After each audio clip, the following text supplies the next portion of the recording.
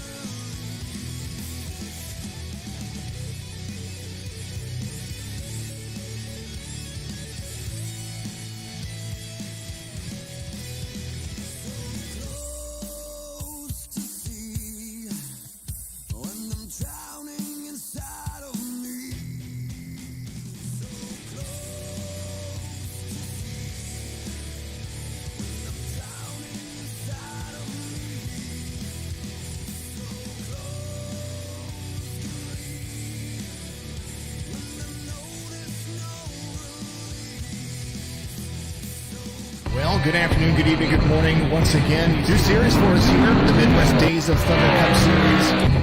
Well, good afternoon, good evening, good morning. It's Rocky Game 150 brought to you by Jinx Shifters. Well, good afternoon, good evening, good morning. Jason over here, Signature Esports.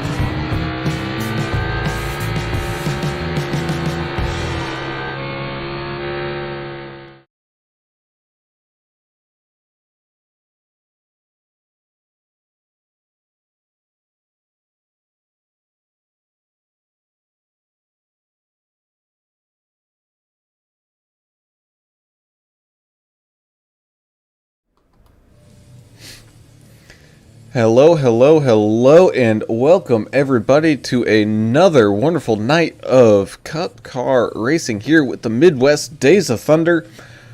Man, we're in for a good one today. This one is sponsored by our own Richard Michelob Gray.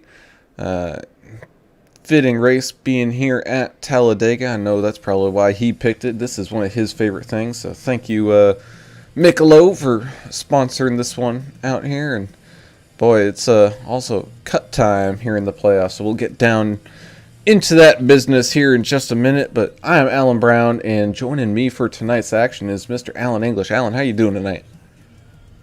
Good, man. It's always kind of crazy when you have a cut race at a super speedway. All that means is, these guys are really going to have to be on their toes, watch for those cautions. If we do have some green flag pit stops, which we may have tonight, make sure you're getting down to pit road speed limit and all that. There's a lot of bad things that can happen to you here. We've seen it so many times with this pack race. And a lot of the guys, we've heard the drivers complaining about the aero package and stuff on these cup cars. And, they're going to have to deal with that tonight. Hopefully we still get some good racing in, though. Yeah, that's the hope, as down there on pit road looking for some action. Down there is Mr. Adam Turner. Adam, how you doing tonight? Man, I'd be a lot better if the sponsor of this race, Richard Michelob Gray, did what he was supposed to. He told us he was going to have a cooler of beer down here waiting for me, because that's part of the sponsorship deal, and I have nothing from Richard Gray, but I'd still want to thank him for sponsoring the race. Even a little mad at him, though. But yeah, man, it's hot. Track's hot. Aero package is bad. This is for the, progression into the playoffs. There's 0 fast repairs in this Midwest Days of Thunder Cup Series and 80% fuel. I think we're going to see nothing. I mean, to be honest with you, until about a few laps to go. I think they're going to play it very smart. These guys have been around each other a long, long time. I would be very surprised to see some kind of tomfoolery early on in this race. You ain't kidding. As we kind of go down and start to look at some of today's race info. Nice, bright, sunshiny day here at Talladega. Nothing too crazy or exciting to write home about as we start to flip over qualifying here, and also bringing us down to that key to the race, and that's aero is everything. 0 fast repairs here in these cup cars, so you really got to be maintaining that car. Yeah, we talked about the aero package. The aero package is already junk. So if you do get into a fender bender or get some air taken off your nose and you slide up, get tight, and get in the wall, it's really going to kill your top end speed. And unless you're running in a real tight pack of cars, you might as well throw a parachute out behind you because it's going to be really rough on you. So, yeah, aero is everything. These guys need to definitely take care of these cars. Maybe spend a little bit of extra time repairing if you do have a run-in with somebody or something like a wall, and make sure it's as repaired as it's going to get, because it might cost you a little bit of extra time on pit road with the hammers and the sawzalls, but it may behoove you to go ahead and just get it fixed as much as you can, because yeah, man, it's this package is not forgiving at all. Yeah, look at the big brains on English. Behoove. I didn't know they had that in the Louisiana dictionary. You amaze me every week with some of your insight. I was thinking about hooves on a goat. that makes more sense, actually. But yeah, I see these guys. I would imagine there's going to be one pack and just kind of roll out, hang out until it's time. You get caught behind that lead pack and you have no friends behind you or with you, you're going to be in trouble.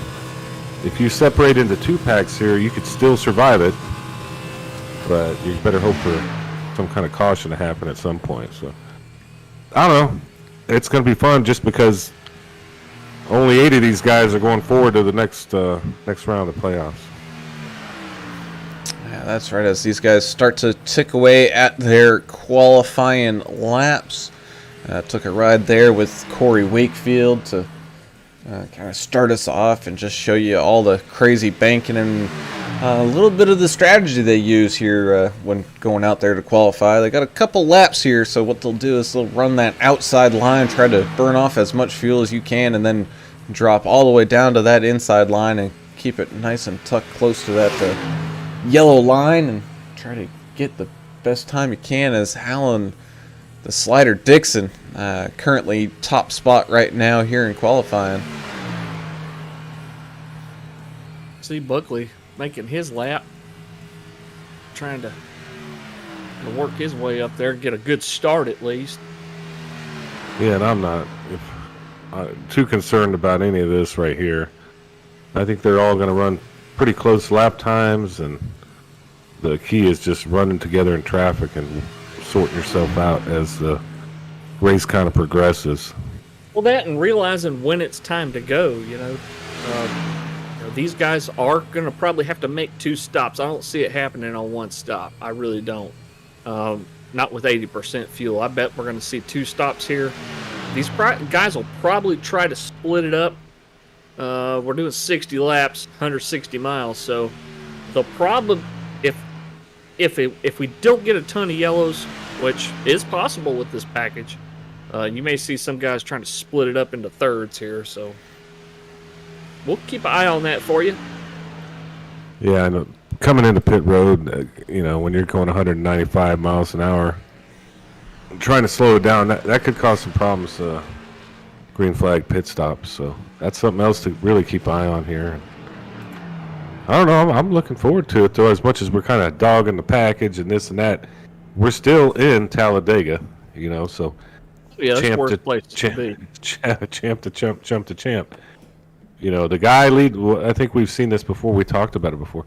The guy leading the race as we go into the final lap is usually not the guy that wins the race. I think y'all will agree with me on that one. Like coming out of turn 4, whoever's leading the race coming out of turn 4 isn't usually the winner. It's the guy that gets the big run through the tri-oval and tries some really risky crap, and that's a lot of time. That's either the guy that wins or they cause a big wreck and the guy in 11th place comes up and wins. We've seen that before too. And thanks to Grumpy Grant Racing for being on Facebook, and Justin Barkley said he sure hated to miss the race tonight.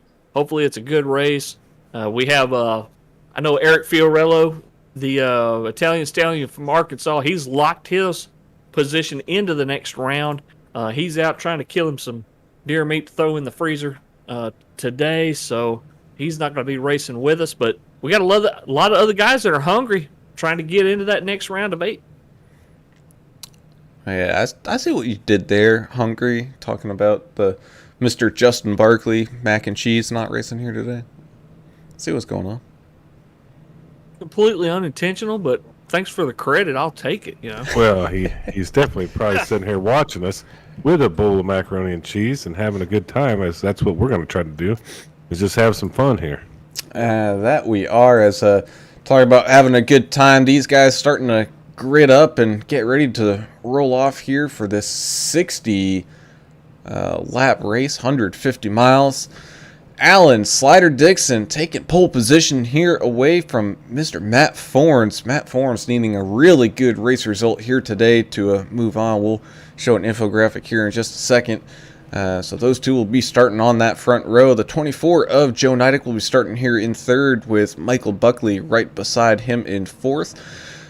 Mr. Michael Pempere will be starting in fifth, with William Brown in sixth.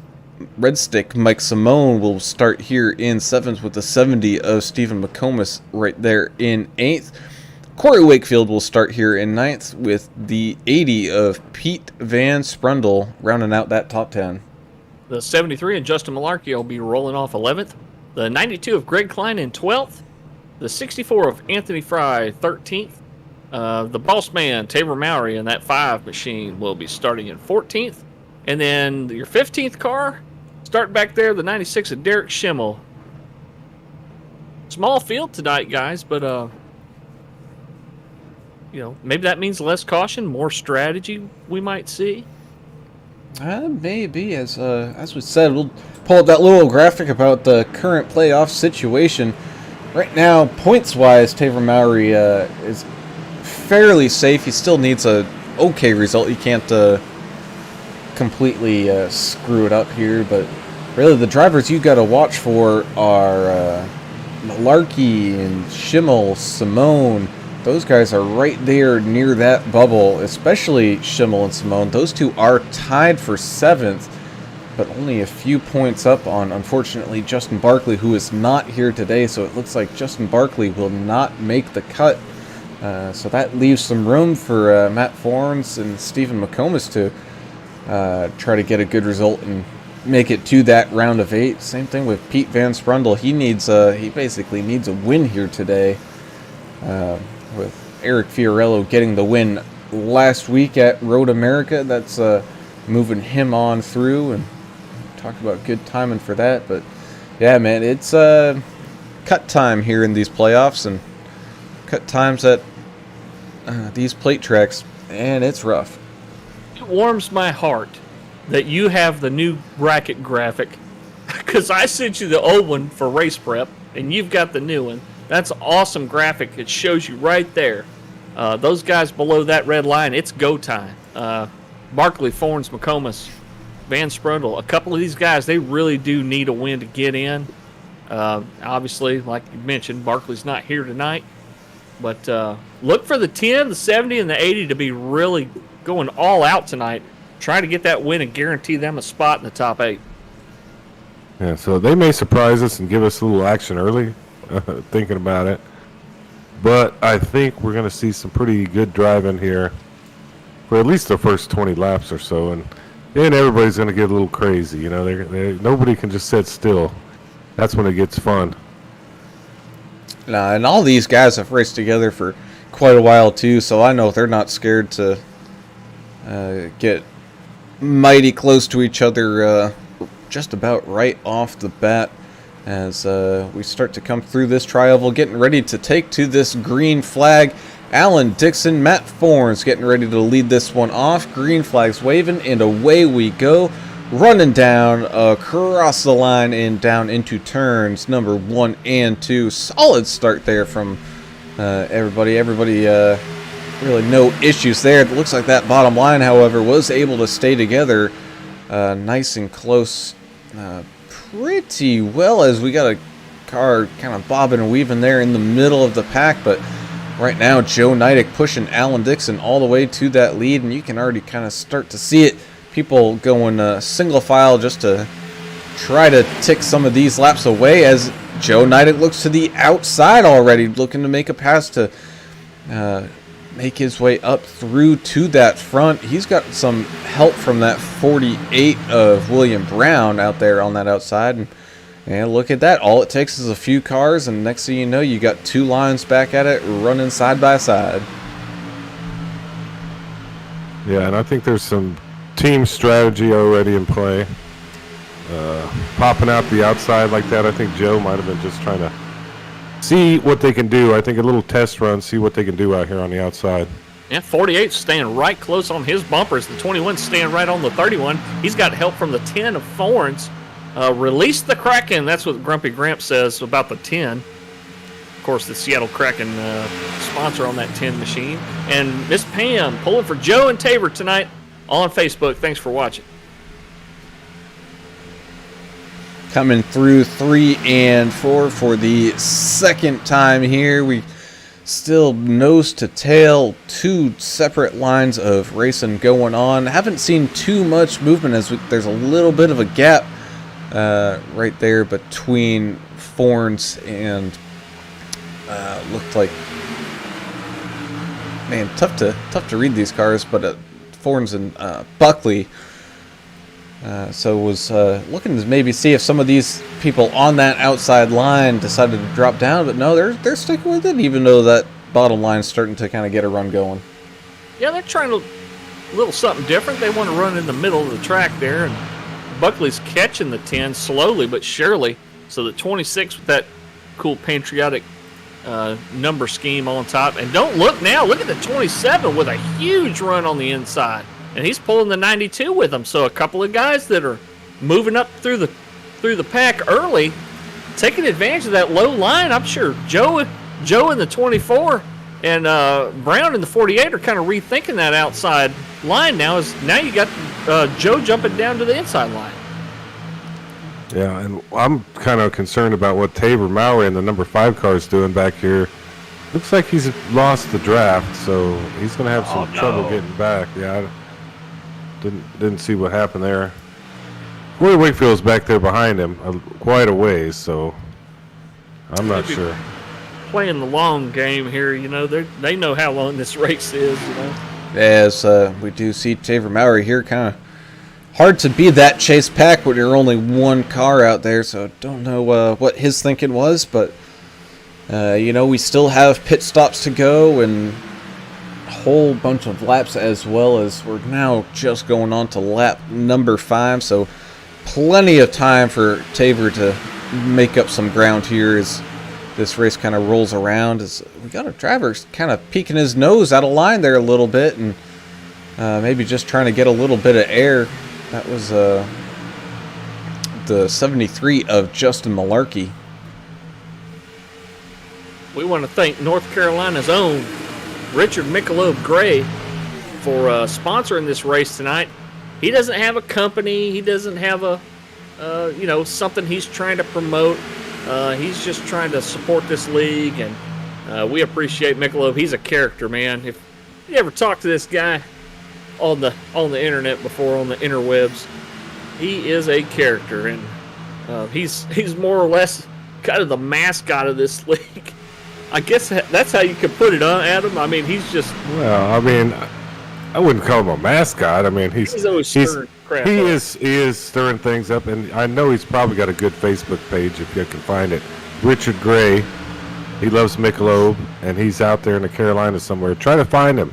Find him on the Facebook, on the YouTube. He'll be out there somewhere. GGR guys reminded me on Facebook that he is the MDOT HR department, which, man, that's kind of scary to have a guy like Michelob, your HR man, but he does a good job and does what he can to help this league out, and we appreciate all the admins and social media cats and everybody that helps make this league popular and fun to watch, and thanks to all them guys. As Justin Malarkey and Pete Van Sprundle look to maybe make that second line work again.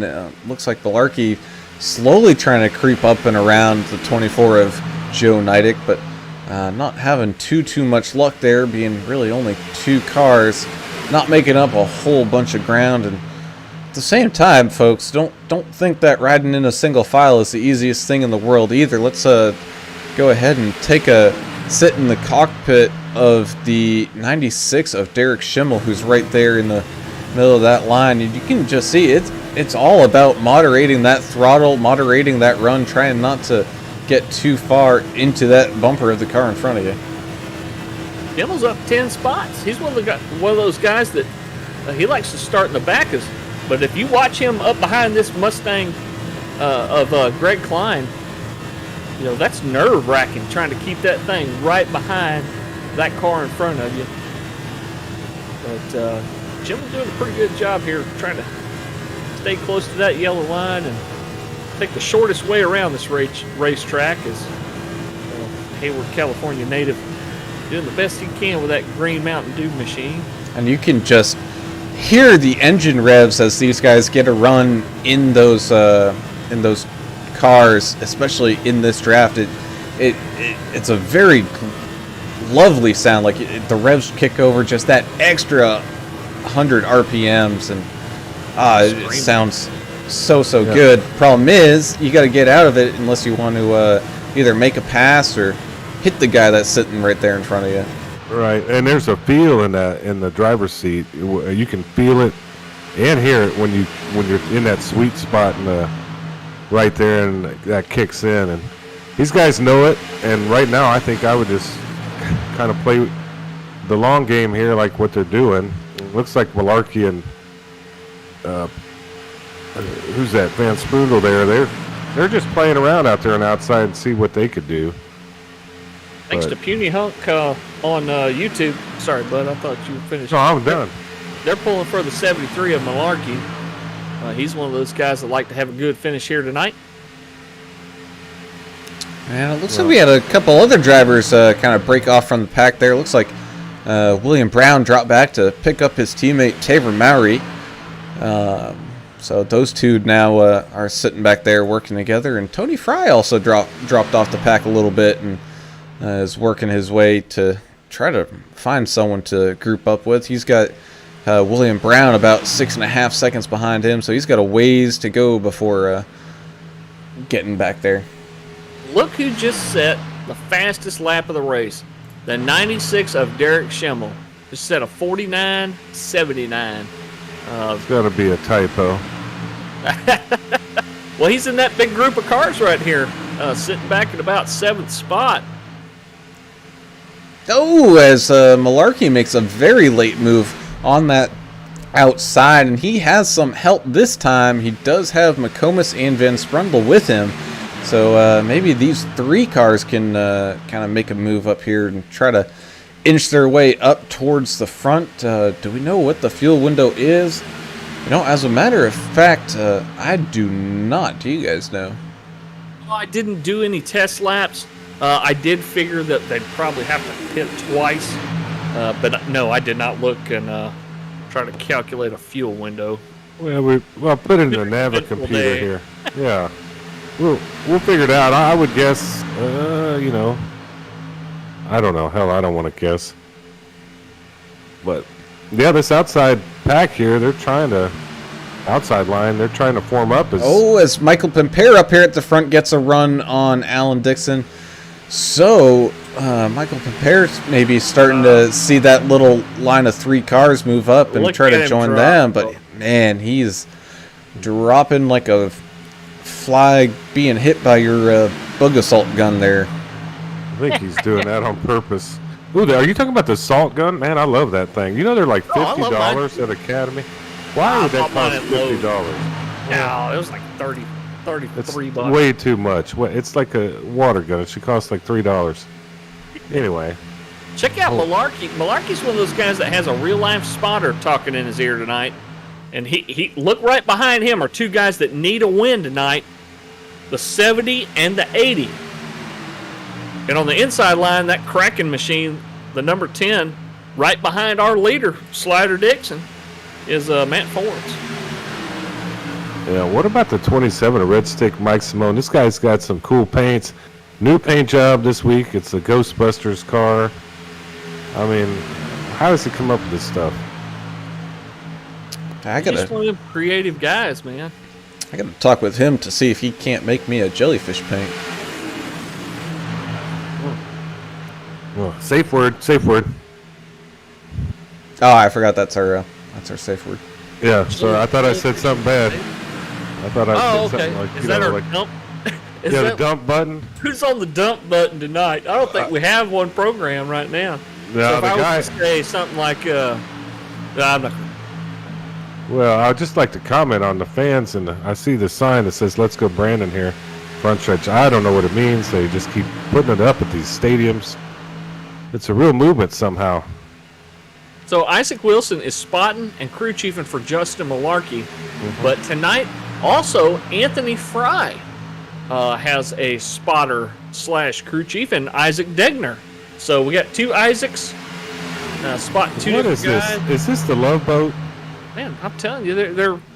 It's so much easier to run a race when you've got somebody handling the spotting duties and the the pit stuff you got to fool with in the black boxes. And wasn't it Captain Isaac on the Love Boat? That's probably before your time. Name? I don't know. Hell. I have a friend who is an artist, and the captain, Captain Stubing. He that was his name. But there was an Isaac somewhere. He actually commissioned a painting of himself, and she did it for him. Oh man! Was he in his captain outfit, or was he in like regular clothes? I don't know that I ever saw. I can look it up. No, please don't. We've delved way far into that.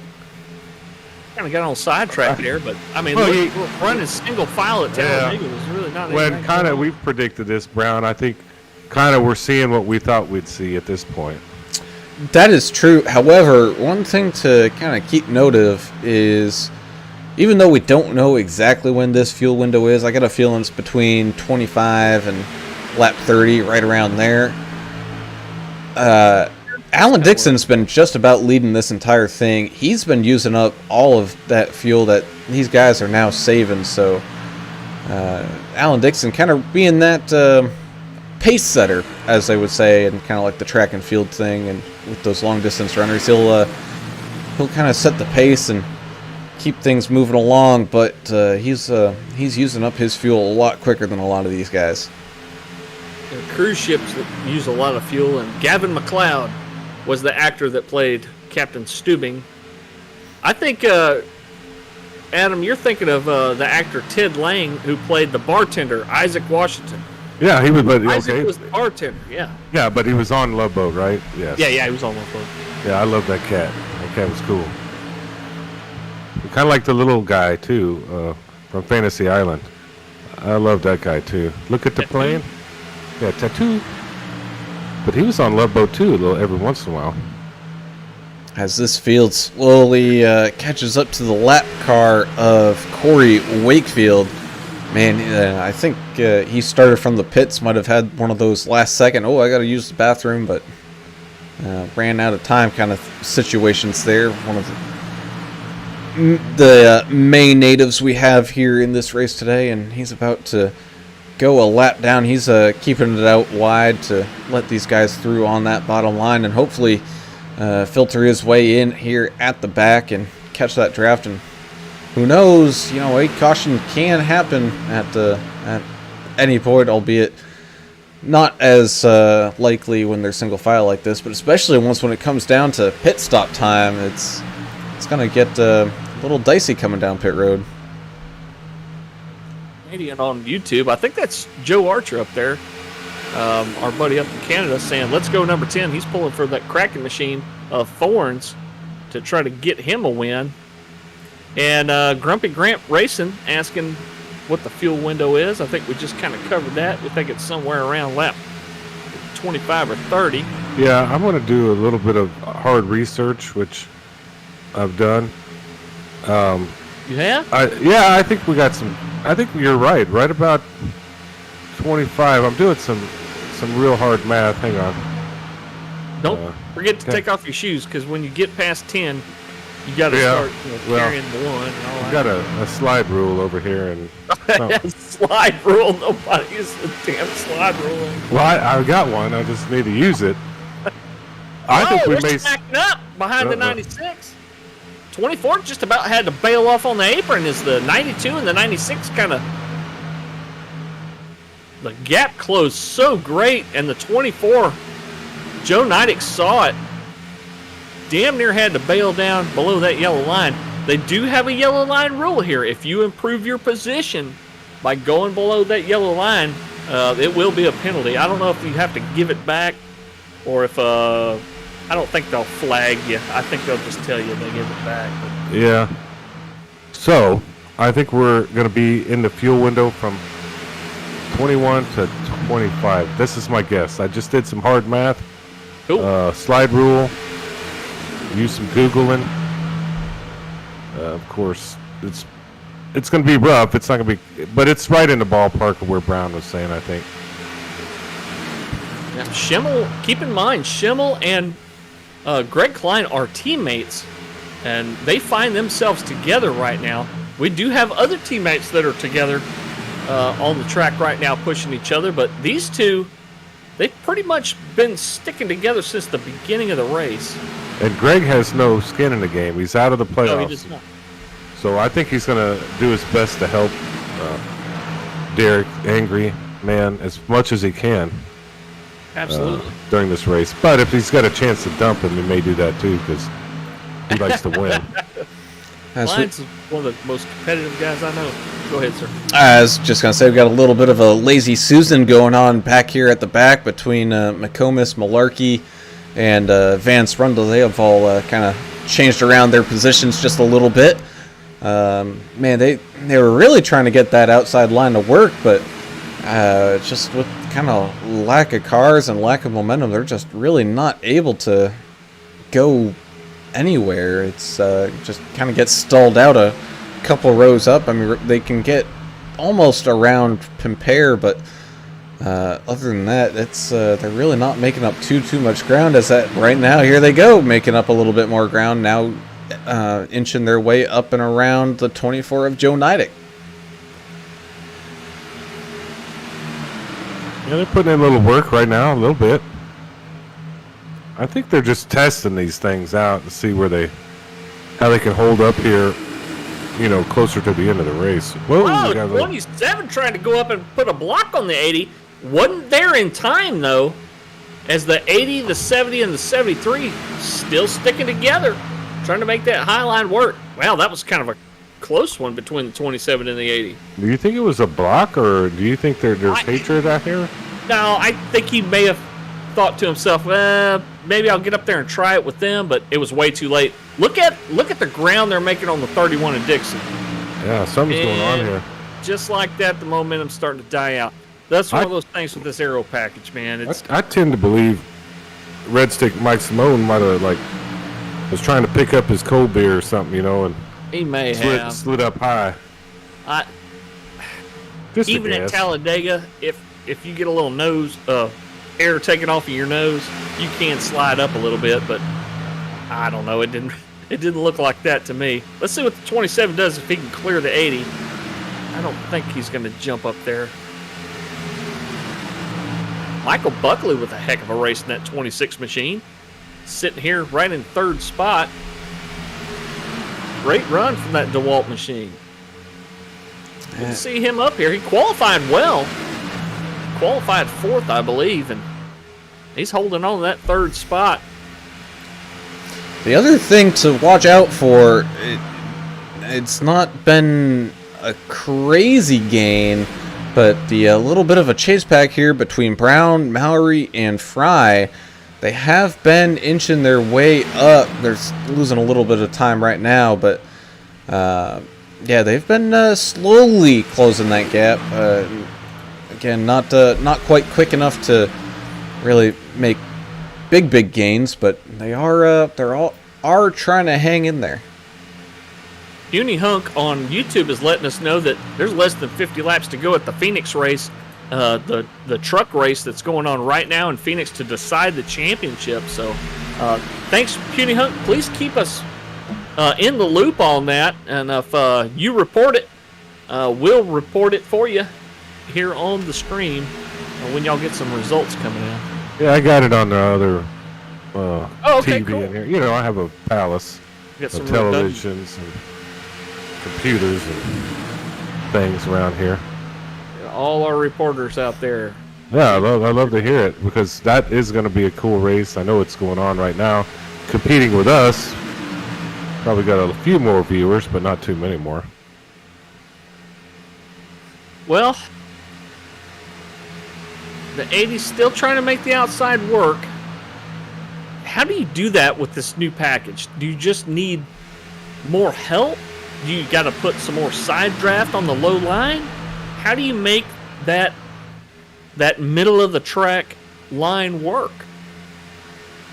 Man, I think that's just kind of what it is that you need more help as Malarkey kind of bails off that train and sneaks back down to the inside. And I mean, I think we'll start seeing it probably work a little bit more when this race kind of gets closer to the end here, as we are approaching pit stop kind of that window here relatively soon. And Alan Dixon, man, he's been leading this thing from the get-go, so he's definitely starting to get low there as compared to some of these guys like Joe Neidig. He's been riding around. Same thing with Derek Schimmel and Mike Simone. You know, these guys have been all riding around, really not leading any charges or anything like that, just being able to save that fuel. And man, it's going to be interesting to see what this package does as we get down to it. Yeah, I think that's just it. Now there we go. We're starting to pit right now. I think Alan Dixon, 31, calling out the pit, and he's probably got the least amount of fuel, like y'all mentioned there. He's about to come down. A lot of them coming down. Right on the money, lap 27. And so you got Alan Dixon, looks like Joe Neidig. You got Michael Pempere and Corey Wakefield coming down. So that's going to let Matt Forns lead a lap, get a bonus point, and this is now going to start that kind of train of a cycle going on through as that chase pack, like you were saying, English, starting to come down. You got Fry, Brown, and Mowry all sliding down into the pits, and it'll be interesting to see when the rest of these guys come down, because they've been able to save. They could possibly stay out for not just one, but maybe even 2 laps. Yeah, if they can make it to halfway, they're going to definitely try, but I don't know. They're really hoping on yellow here. So it looks like the 27 and the 80 are diving down. Forns coming down. Forns is coming down. Yep, they're not going to take any chances. We're looking at a 2-stopper here. No, as Klein and Schimmel both stay out, and so you got 2 cars here at the front working together, and it's like Klein might be letting Schimmel around to maybe get him a bonus point or something for a lap led as they come down into the, I'm assuming come down into the pits here in just a second. But the more they're running side by side like this, the less of a chance they're going to have of catching up to any of these guys when they're coming out of these pits as a group. The 96 trying to get that lap led in, I think. As the 92 of Klein, who, as you said, doesn't have any skin in the game at this point. He'd like to get a win, I'm sure, but he's not going to hinder the 96 from getting an extra point or 2. Well, isn't that cool? That's the teamwork thing we're talking absolutely. about. And Derek Schimmel, who wins nothing, let's just be honest, for him to get a lead lap in this thing, it's super cool. This is going to be the highlight of his whole season, I think. And I'm just kidding. I'm kidding. I'm kidding. He's got a good chance at if he has a good race here, anybody can win this thing. You know, he could put himself into the playoffs, even further into the playoffs, with a good result here today. as they did pick up another car of Corey Wakefield to kind of add to this group, Schimmel, I think, letting both Klein and Wakefield around, but here they come down pit road. They did make it that extra lap. However, they also lost a lot of time, only being a couple cars there. So Pete Van Sprundle, Mike Simone, Justin Malarkey all coming around. They're gonna get around to him here, I think, as Van Sprundle and these guys are on that backstretch coming into 3 and 4 right now. So it's going to be a little bit of a race off of pit road. Well, these guys, you mentioned it. We're at lap 30 right now, okay? They're trying to split this race in half. If we do get a caution, you're going to see them come back down again. I just don't. We already know that this is Talladega, so tire fall off is not really a factor here. It's not a variable here. But these guys, if they're able to save, and you don't have a green-white checker, Klein and Schimmel might be the guys that are out in front at the end. Yeah, and they're banking on this. They're banking on that. Somebody's, shooting dice in Waco on a Saturday night. That's what Billy Joe Shaver did one time when he shot a guy in the face. But shot him right between the mother and the other thing, the jaw or something. Yeah. But I tend to believe, in my, limited race knowledge, that there is going to be some kind of incident here as we get closer to the end. But if there's not, I mean, these guys they're using their racing brain. There's lots of thinking going on in the car with your teammates, with your spotter or crew chief, or whoever's in that race chat with you. Whoa. There's actually a lot of little brain power going on in this. It's not just turn left and drive fast Ricky Bobby style. Your race leader just moved to the high lane, Pete Van Sprundle, and he's let Mike Simone and Justin Malarkey by. I'm not sure the strategy. You don't want to burn the fuel, maybe? Would that be a strategy? Maybe. No. However, Yeah, this is letting the 24 of Joe Nidick and that little secondary pack catch up with a huge head of steam, making a ground like it's nothing here. He's got some help from 10 of Matt Forn, so we got a little bit of a gaggle going on up here at the front now. 24 just came up hauling ass like he had a jet engine behind him. Him and the 10 moved up so quick. Here comes the 80. Let's see, he's going to dive outside. No help, though. 10's going to close the gap. The 31 moved to the outside of the 27. Alan Dixon moving out to that outside line. We saw him leading this thing just about the entire time, but he's just going to be losing ground right now as they've got no help. So Alan Slider Dixon taking the chance and moving on back. Man, these guys down here on this bottom row, they're running like Sheriff Buford T. Justice is after them or something. I don't know what's going on, but they are hot right now. Yeah, the 31, I'm sure he's cussing this package right now, too, as he lost every bit of momentum he had. Well, I don't know what we can do to fix the package. I don't want to talk bad about iRacing. Great genre, great racing simulation, probably the best affordable racing simulation known to mankind as far as this type of racing, and really good product, but there are some stuff, they tweak things from time to time, and I don't think these guys enjoy whatever they got going on with the aero package here at Talladega. And then, unfortunately, what didn't work out for a couple people, you got Greg Klein and Derek Schimmel there. They're just outside of that kind of draft range and losing ground. So if it becomes a fuel race, these guys are not necessarily in the best position to take advantage of that. And same thing with the crew of Brown, Mowry, and Fry. These guys are still a good chunk of the way back there. They've got quite a bit of a gap back there. And Adam S. on YouTube saying, "What's up, boys? Howdy from Minnesota. Good to see you again, Adam." Puny Hunk is letting us know that Sheldon Creed's currently leading the truck race with less than 30 laps to go in the championship. So Joe Archer saying he's reporting no snow in Canada yet where he's at. And he can't wait till next season. So we can't wait to see you racing out here again, Joe. Yeah, and Adam S., that guy's a huge fan of ours, and I don't know why, but he's up there in Minnesota. Thanks for watching, Adam S. Really cool of you.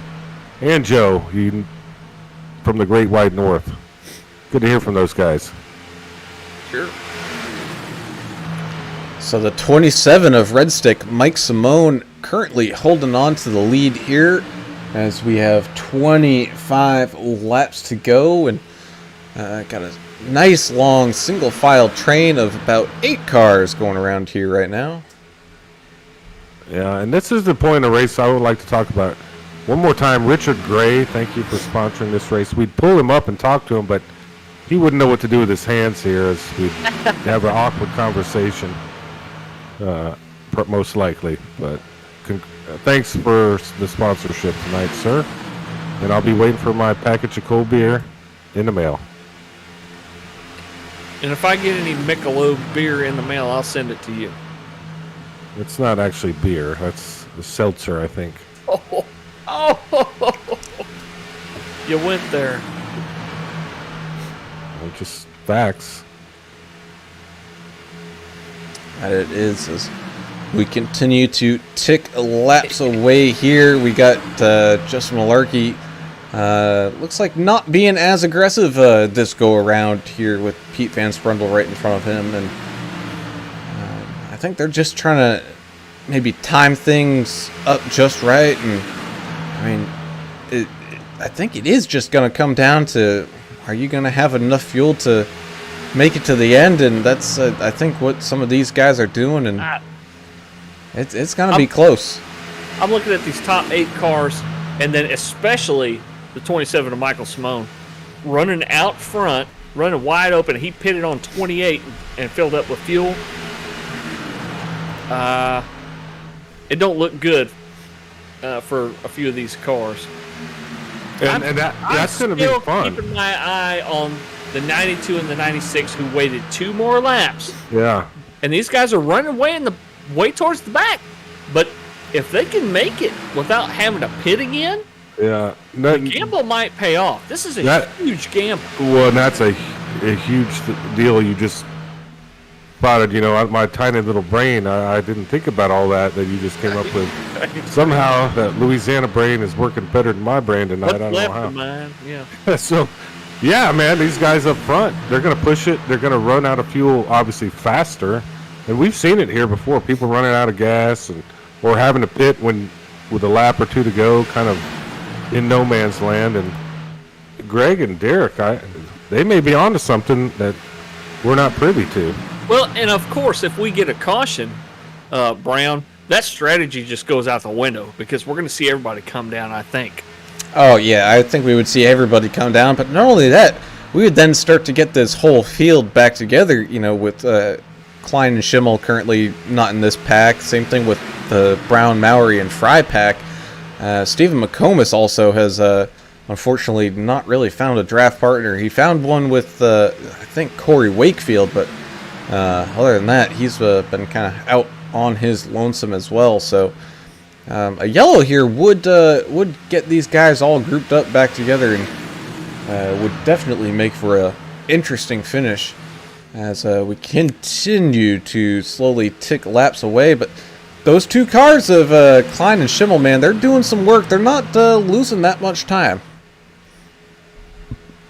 Now they're putting in the man hours. They're working harder than the real Mrs. Poindexter out there, trying to just stay up with that pack. So looking at the pit times, Turner, everybody took 2 tires and gas last time. Do you think that we'll see some 2-tire guys? I would think so. If these guys do pit again, I think you'll see some 2-tire guys, maybe some no-tire guys that are just going to take, maybe a can and a half or something if there's a caution. I think you're going to see exactly what you said. No tires, and then there might be the driver that says, you know what, I'm going to throw 2 tires on, see if it makes a difference.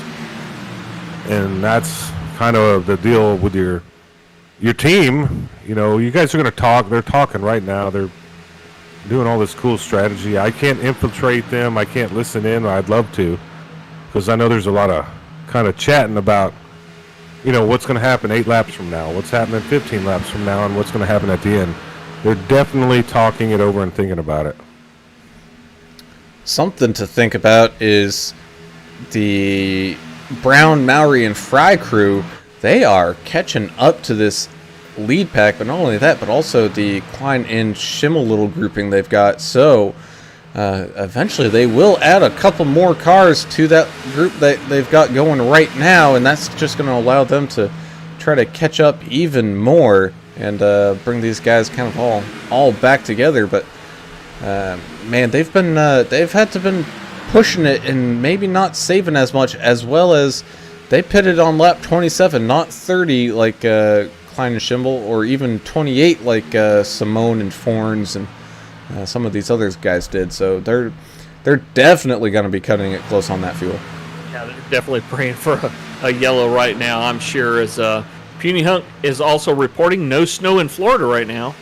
And Tin Zalix also saying at Adam S., howdy, I'm also from Minnesota. So we got some Minnesota watchers out there today. They can connect and watch our broadcast. We do a lot of broadcasts. Follow us on YouTube, and we like to have fun. I think we do a good job of at least having fun. I don't know about the broadcasting part, but I know we're having fun out here watching this, and love to see the viewers commenting and talking about the race, because that's really what it's about. It's about these drivers. They're doing cool stuff. Really top-notch race league here at Midwest Days of Thunder. If you don't know about it, check it out if you're into iRacing. Super cool series, progressive series. You can go from Xfinity to trucks. ARCA, trucks, Xfinity, and Cup. I mean, it's a progressive deal where you can work your way all the way to the top. And the leader is Taver Mowry. Hit him up. And don't blink your eyes twice. You're seeing things correct. That group of Greg Klein and Derek Schimmel have found their way back up to that main pack, with William Brown, Taver Mowry, and Tony Fry not too far behind. So we do have people all grouping back up here as we definitely get close to the end here. So if you're Greg Klein and Derek Schimmel, that is something you want to see, because now Greg Klein, albeit, he's trying to help out his teammate Derek Schimmel as much as he can, knowing that he himself not necessarily in contention. He was leading a good chunk of that push to get up there back to the front. I know Derek probably appreciates that, not only because of that, but also Derek's not known to hold the straightest of lines. His line might get a little squiggly, and Greg is pretty solid there. You dirty dog, dogging the 96 like that. How dare you? But he did his job. He pushed Klein all the way up, and they're back together now. But Taver Mowry and William Brown looking to make a move on that outside with a little bit of help from Tony Fry, as everybody now back together. Talk about the team concept, and Adam touched on it a little bit earlier. They do 4-man teams in all the series. You got, you mentioned all the different series we have here. We've had fans that watch the stream that actually joined iRacing in another league. So if you're out there watching the stream and this looks like something that'd be fun to you, this is the perfect league for you, because it's progressive. You start out in ARCA and you have to work your way up, and you learn as you go, and all the drivers here, for the most part, get along really well. If you need help, you can ask for help. The Discord community that this league has is very supportive of new drivers. So if you're one of those guys, you're looking for a league, you're looking for a racing home, man, definitely check out Midwest Days of Thunder on iRacing directory. Go check out their Facebook page. Go back and look at the on YouTube and look at the watch the races, watch the streams, the interaction between these guys. It really is a lot of fun. Yeah, that's well said. I agree with everything you just said. For once, we agree. But man, now we're seeing it. Taver Mowry up there cooking on that top line. His fan club, based in Ohio, I would assume, is probably pretty happy about that. Man, I think we're going to see it. We're going to see a big one at some point. If we don't, keep your eye on the 96 and 92. A little update from Puny Hunk on YouTube. said that Chandler Smith won the truck race, but Ben Rhodes is the 2021 Truck Series champion for the Gander Outdoors trucks. So thanks for the information. Go back and watch the truck race after you get done watching here, because it sounds like it was a pretty good race. Phoenix is a cool track, man. Or you can watch all of the AAA broadcasts online at any time on demand. We have plenty of races y'all can watch as well. That would be really cool. Watch them all. As the 24 of Joe Nidick pushes with all his might, the 27 of Red Stick, Mike Simone.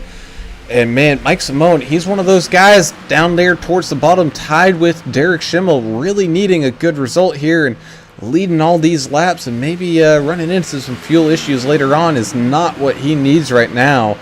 But kind of being that brave front marker, leading this thing around. Matt Forns also needing a very good result here. If anything, really needs a win, but definitely a good result with some poor results from other people. Currently riding around here in third. He's been able to save a bunch of fuel riding here in the draft, but man, Taver Mowry and William Brown, those two guys, teammates, working together, trying to make up as much ground as they can, kind of dipping and dodging into line. Right now, currently behind Pete Van Sprundle, but their run kind of got stalled out a little bit there. Yeah, but look at the big run they're getting now. Got a couple of cars wiggling. The 5 and the 48 are just staying so tight, and they're putting a little bit of side draft action down on that lower line. And thanks so much to Don Nidick Rounds on Facebook, also pulling for Taver and Joe. As you see Taver, he's sneaking up on that 10 machine now on the outside. And look who's coming. The 31 of Alan Slider Dixon trying to catch up to the 48 and the 5 in that outside line. 48's dropping down though. Up, now back up. Man, this is the art. This is the artistry of the dance. You know what I mean? Whenever we do these pack racing plate tracks, these guys are going where the speed is, and they have to because of this aero package. They're doing a great job out there of staying safe. That it is, but not to mention that they do have a teammate sitting up there in second, the 24 of Joe Nidick. So those Latte boys, they're not in too terrible of a spot. If they get a run and start making that outside line work, Joe could possibly pop out of line there, catch a heck of a run, and next thing you know, we're going to see Latte Motorsports up there, 1, 2, 3. Latte guys are doing their damnedest. Whoa, 31 to 48, kind of trade a little paint there. That was almost a yellow. We're getting to hatred time now. We're getting to desperation time for guys like the 70, the 80, these guys that are trying to get a win to make it to the next round. As we cross that line, 9 laps left here to go of this 60-lap race, and man, as plate races go, this one's been fairly tame. As the 31 of Slider Dixon looking to the outside again. Yeah, he's trying his damnedest too, and we know he's really good at driving these machines, and hopefully he gets the help here. Yeah, 48's doing his best to get behind him in the 5, jumping back to that outside of Pimpere. Mike Pimpere in that 21. We love that big American flag on the back panel of that 21 machine. But here comes Dixon. Him and Brown are gonna come up here and try to push this 5, see if they can get some momentum built. Meanwhile, the 27's still leading this thing. Red Stick Mike and that Ghostbusters paint. He's got Joe Nidick and Matt Forns behind him. I know Forns is also one of those guys. He needs a solid finish tonight. He may need a win to get in. We don't have the resources and calculators and stuff that the big networks have, but we do know that the 10 is one of those guys that's fighting to get to that next round. Let's see if he stays in that lower line or maybe tries to move up with some of these guys that are making some tracks on him. As here we go, that second line starting to make some moves. Getting all the way up to just about that third row, right where Matt Fornes is in that 10. So Taver Mowry having some help there from the 31. He had some help from the 48. I think the 48's just tucking down, trying to gather some momentum back as they start to fall off a little bit now. So it really looks like you only got about a half a lap of run to work with. Other than that, you're kind of out there in the doghouse. So, a few of the cars that are going to be really watching that fuel pressure gauge, Joe and Mike and all these cars that pitted on lap 27. Here comes Mike Simone. Oh, wow, here they come. Here they come. Coming down. I didn't hear anybody call it out. Yeah, so that's Mike Simone, Matt Fornes, and Michael Buckley all coming down. I believe all those guys are north-south racing. So that's going to let Joe Nida kind of take the charge here up at the front. And look at this. What did I tell you? Latte Motorsports. 1, 2, 3. Joe Nida, Taver Mowry, and William Brown. They got some hungry drivers behind them in the 80, the 31, and the 92. The 92 and the 92 and the 96 still together. We think these guys will probably make it on fuel. Nidek and Mowry pitting. Oh, wow, no kidding. Actually, Derek Schimmel's going to pit as well. No. And Greg Klein, they're all coming down. All coming down. Oh, as we almost had an incident coming down pit road. It looked like Justin Malarkey wanted to come down pit road, but there was just too many cars right there to try to get around, as we got a whole slew of everybody coming down pit road. And so I guess that fuel strategy kind of went out the window once when Greg Klein and Derek Schimmel really were kind of running around on their own. I think if they had caught up and were in that pack from the get-go, they might have been good. But for right now, sneaky Pete Van Sprundle and the 73 of Justin Malarkey, currently the only ones out there rolling around the track. 5 laps to go. I'm a little confused, Brown. If sneaky Pete Van Sprundle, he pitted on lap 28. If he makes it somehow, no, he's not. He's coming down. He's coming down pit road right now. Is Justin Malarkey now gonna kind of take that bonus lead, get some points here, and Stephen McComas rolls out of the pits as well. So Justin Malarkey last pitted on lap 28. And he was kind of able to stay in that main pack and kind of draft around. So we'll see if he's going to have enough to maybe stay out there on his own. I don't think so. But if he is, he's got, upwards of 25 plus seconds before anybody gets even close to him. Yeah, it doesn't mean anything if you're that far ahead and you're by yourself. I was behind Derek Schimmel, and Greg Klein is just pushing the heck out of him. But I saw something that was interesting. William Brown looked like he was trying to block Derek Schimmel right before the last on turn 4. So we'll see how it didn't work out for him. It didn't block him, but it was a definite block situation. Did we see who was locking up their wheels coming into that pit in that last group? I didn't really see. It looked like it might have been Taver Mowry there in the 5. Okay. But no speeding penalty called or anything like that as they catch up to sneaky Pete Van Sprundle. Derek Schimmel taking him to the outside with some help from the 48 of William Brown. But William Brown's got his teammate of Taver Mowry sitting right there behind him. As we now have 3 laps to go. Justin Malarkey still out in front by himself. And, I mean, the gap is just big enough that if he can make it, man, oh man, is that pushing it on that fuel. He might freaking make it. But if he doesn't, you got the Latte guys running on the outside line, and then you got Derek Schimmel with the 80 behind him and the 92, the other angry idiot.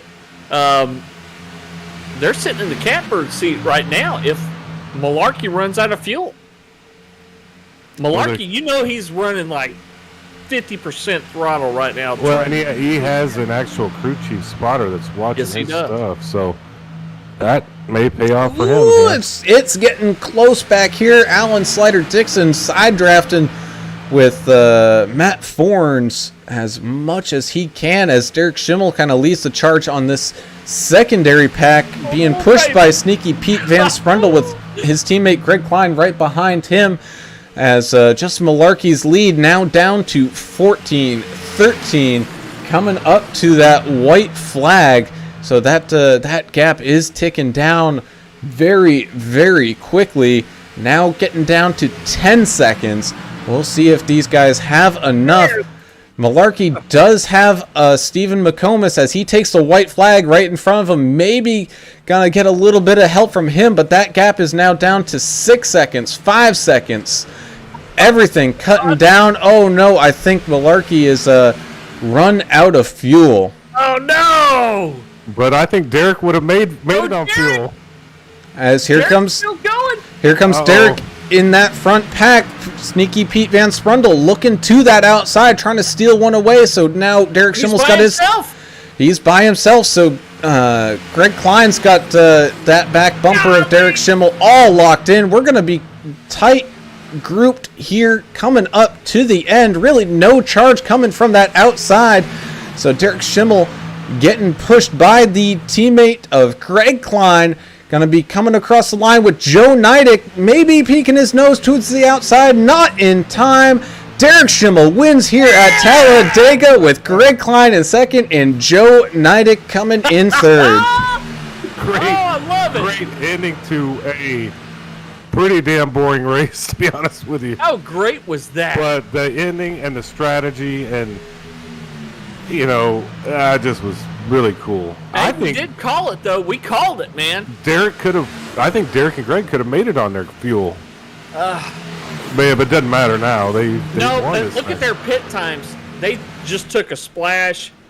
They ran 5 and 6 seconds on their fuel. So I don't think they took any tires. I think they just took some fuel and went. Why didn't Greg dump Derek at that point? That would have been fun at the end if Greg would have dumped. As we mentioned, Greg, he's out of the playoffs, and yeah, I know, if he can help his owner win some team points, I mean, why not? They finished 1-2. That's great for them. Wow, Amazing. cool race. What a last couple of laps! That was incredible. Holy moly, that was a heartbreak for the Justin Malarkey crew there. Just running out of gas, a few laps shy. I mean, great job from Taver Mowry, William Brown, in those latte cars to make up some.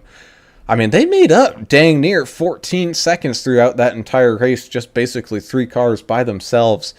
And of course, Joe Nidick just kind of did his job, rode around up there at the front and was able to come away with a 3rd place finish here. So, man, great job from all these drivers. And let's start some of these interviews here. We'll start with our 2nd place finisher, and that's going to be the 92 of Mr. Greg Klein, pushing Derek Schimmel all the way to the win and getting the 2nd place for himself. And man, we were saying you guys had a bold strategy going into it, seeing that you guys stayed all the way out until lap 30, and thinking, maybe they could just make it on that one stop, but knowing that you guys really didn't have that draft help or whatnot, you did have to come down that 2nd time, but man, still coming down pit road, having great pit stops, man. Talk about a heck of a great race for the Angry Idiot crew. Yeah, I was happy that we were trying to make it on one stop, but I think without having as many people, of course, we were full throttle after that pit stop trying to catch up to the pack. So there was no way we were going to make it for just one more stop. But, man, great pit stops. It worked out for us once we caught them. I know when Van Sprundle went up, there's no way I was going with him. I'm going to stick with my teammate and push him to the win if I can. And, man, it worked out just perfect for us. That was a beautiful finish. Talk a little bit about the aero package. We were kind of dogging the aero package. What is different with this Cup aero package that maybe wasn't the case here in the recent past? It just seems like it's hard to suck up all the way to get to the bump. Before you could really get out there and you could bump draft, and now it seems like there's that little bit of air right there. where you can't quite get up sometimes. So that was the main difference I noticed. Congrats on the P2, man. That was awesome. Yeah, and I thought you were going to climb your teammate there just to get across. But we knew why what you were doing, and we talked about it. What a heck of a strategy y'all had, and I know y'all were thinking about it. And you had another guy in the booth with you, probably helping you out a little bit, and Alan Coons. Yeah, he was giving us some pointers on where people were at and who pitted when and all that, and he was a great help to us in keeping that strategy going. And man, I'm thrilled for Derek. He needed that win and push him on the playoffs, and that was just a great race. Had a good time. Yeah, man. Well, I mean, anytime a plate race goes flag to flag, it's always a good time. And before we let you go and move on to talk to our race winner here, let's got any shout outs you got to get out? Shout out to Derek, man. I love being able to push him to the win like that. And then, man, you guys as usual, Taver, the admins, man, this place is fun. I'm having a great time racing here. Awesome, man. Well, again, congratulations on the P2. We look forward to seeing you work some magic next week. And although you're kind of out of that playoff picture, who knows? Might keep getting some of these good finishes. Another second place finish here in a row. Yep, I'll take it, man.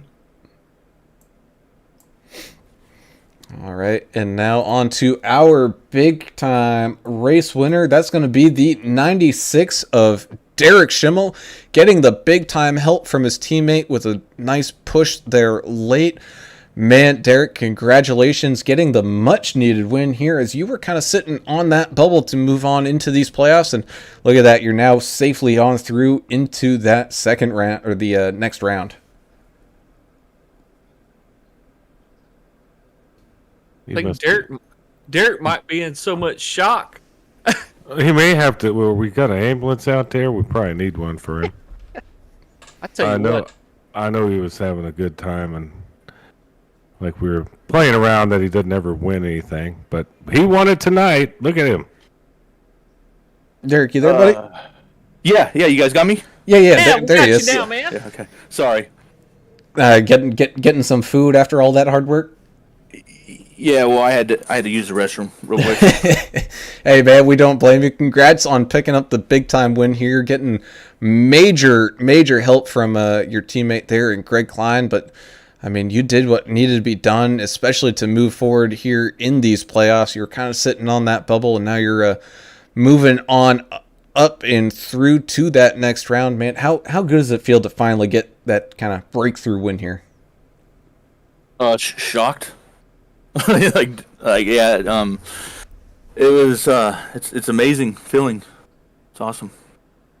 You shouldn't be shocked, man. You're one of those guys that you put in your, even when you're not required to, you go out and practice, you go work your ass off, and then we talked about the early days when we used to race together in another league, and Yep. how terrible you were.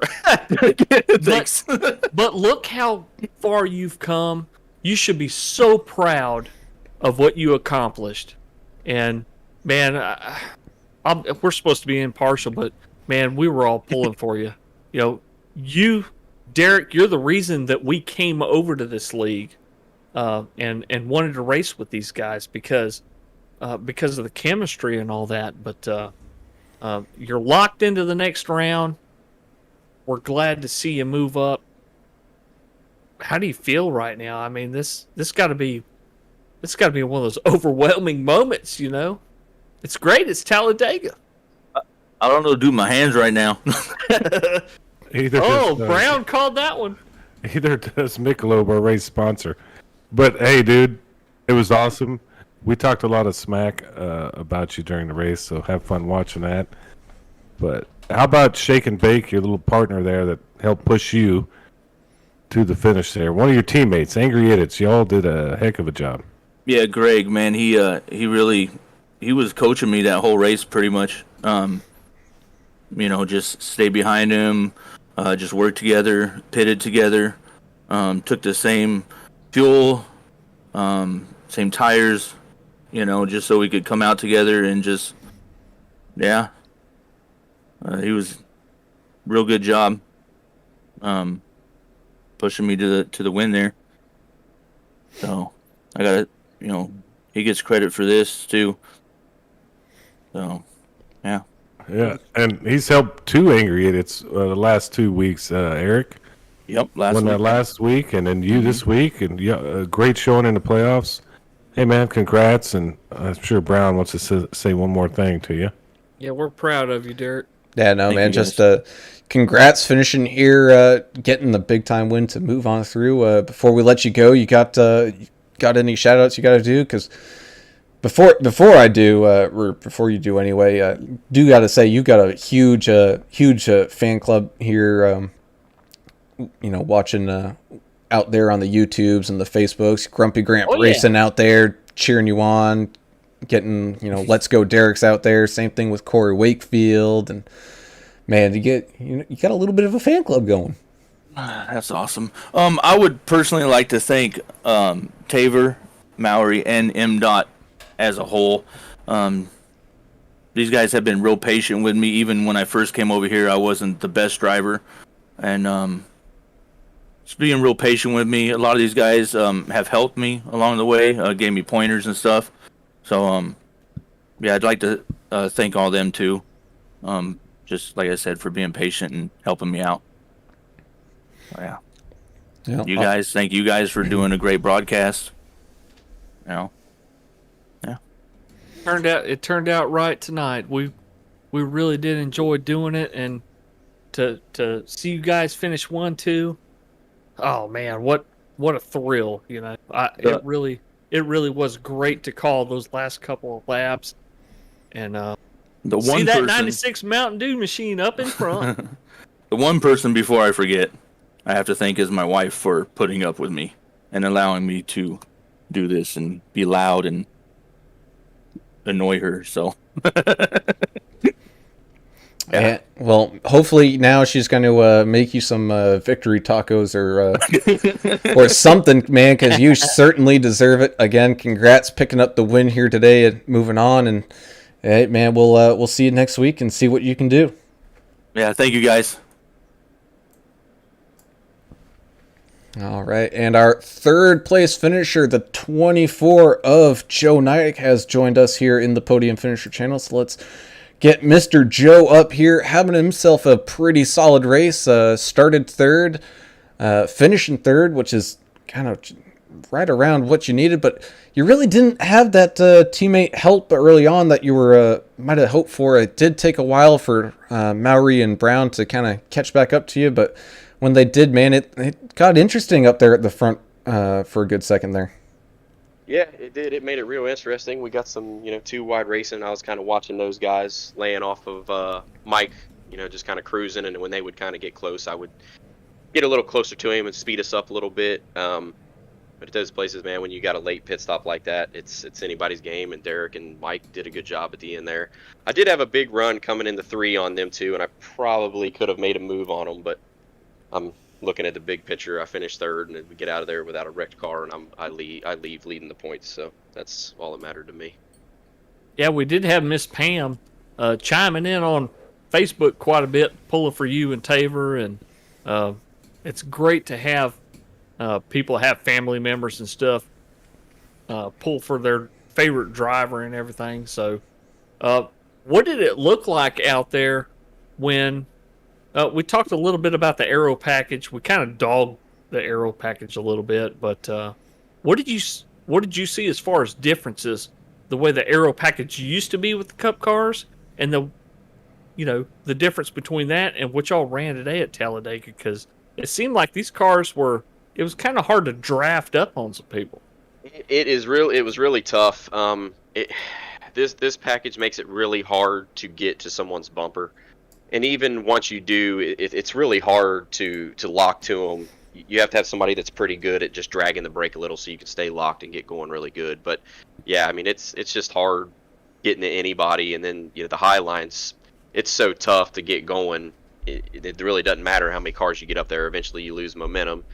And the other thing that's really tough about this package is, I know it happened to Taver and William both, and I believe Anthony Frey also, is if you're at the back of the pack, for some reason, you have a very hard time holding on. You just fall off one by one. And I know they were all three able to get together and kind of, gut it out, and they finally made it back to us after quite a while. But it's a tough package to run. I think your best bet at the end of these races, obviously we had the pit stop that kind of split us up. But honestly, at the old package, I would prefer to be in second because I could kind of manipulate what I wanted to do and get around the guy in the front. But I think with this package, the way it is, your best bet's to be out front because it is as hard to get to somebody. And even when you do, it just kind of wants to slingshot them straight out. Well, hey, your podium finish, playoffs we're winding them down. Charlotte next week. So, any thoughts on that? Yeah, Charlotte's a good track. It's nice, it's your cookie cutter, but it's a place that I'm pretty good at. There's a few guys that are good there. I just want to, get through the next two races, get to the final cut of 4, and then at Kentucky, we'll see what happens. All right, man. Well, before we let you go here, do you got any shout-outs you got to get out or anything like that? Yeah, I'm going to give a shout-out to Blake and Michelob, man. They do a good job for us in there, crew chiefing us and letting us know, how things are going. It's a big help, man. They do an awesome job. All right, man. Well, again, congratulations finishing with a P3 podium finish here and moving on to that next round of those playoffs. We wish you the best of luck and look forward to seeing what you guys can do. All right, man. Appreciate it. All right, boys. Holy smokes. That was finish, man. that good. That was fun. Thank you, Michelob, for putting that on. Richard Michelob Gray. He's the heartbeat of Midwest Days of Thunder. Right, you are. That he is. As we wind down here at Talladega, let's go through where everybody finished. We won't know the exact points-wise how everything kind of went down until we get an official update on that, but we do know that Derek Schimmel wins here today and moves on. So that's 2 races back-to-back. Angry Idiot wins with Greg Klein finishing in second in both of those. So both Angry Idiots moving on through. So that's also going to help them out in that team championship point. Oh, yeah. Heading on through. They were doing pretty good sitting there in second. This is only going to help them out. Joe Nidick with Latte Motorsports there getting a solid finish in third. Sneaky Pete Van Sprundle, the 80 finishing here in fourth. Might have had something there late, just running out of room.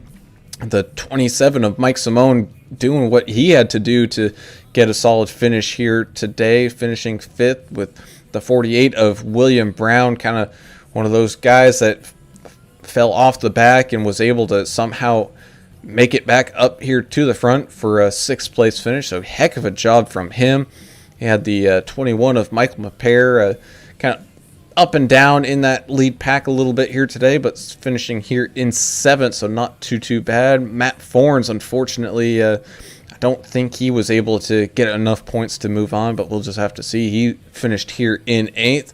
The 5 of Taver Mowry having a great comeback, trying to hunt back down this field, and he does to finish here 9th with the 31 of Alan Slider Dixon rounding out that top 10. The DeWalt machine of Michael Buckley in that 26 ran up front so much tonight. Started in 4th, ended up finishing 11th, but man, it's just the nature of the beast. It's Talladega, man. You never know what's really going to happen. And 64 of Anthony Fry kind of feeling that same kind of pain, finishing back in 12th. One better than he started, though. 73 of Malarkey. Holy smokes. This cat, first car 1 lap down, did run out of fuel. So sometimes you just got to take that risk, though, And Malarkey and his crew chief, they decided they were going to try to push it. And, hey, sometimes when you gamble, you do lose sometimes. So him and the 70 of Stephen McComas, who really needed a win tonight, also 1 lap down. 16 of Corey Wakefield had a few problems as well. He'll round out your field here as he finished in 15th.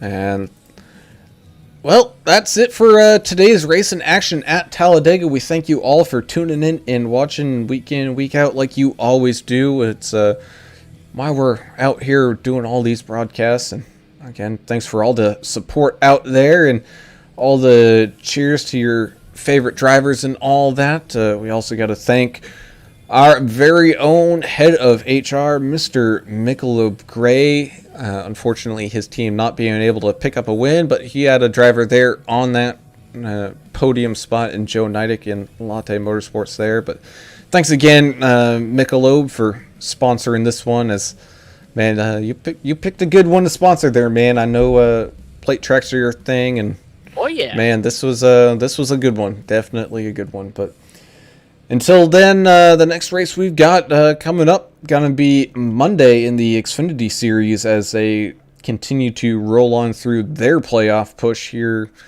They just had a run at Talladega, and man, it's gonna get interesting. I think they're going to Watkins Glen next, so talk about two races in a row that can decide or cripple your hunt for that championship. Man, it's something you guys definitely do not want to miss on Monday night. But until then, enjoy the weekend. Have a good one. Stay safe. We'll see you on the next one. We gone. See ya.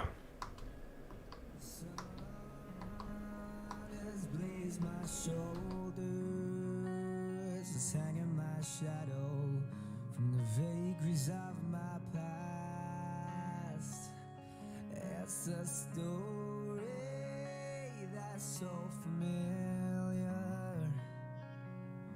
to anyone who's seen and done the same.